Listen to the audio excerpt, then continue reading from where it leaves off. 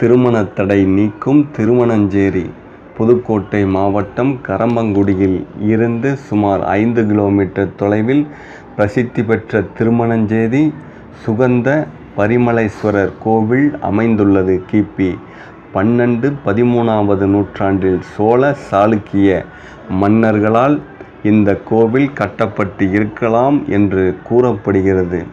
அக்கினி ஆற்றின் தென்கரையில் இயற்கை சூழலில் அமைந்துள்ள இந்த கோவிலில் சுயம்பு மூர்த்தியாக சுகந்த பரிமளேஸ்வரர் அருள்பாலிக்கிறார்.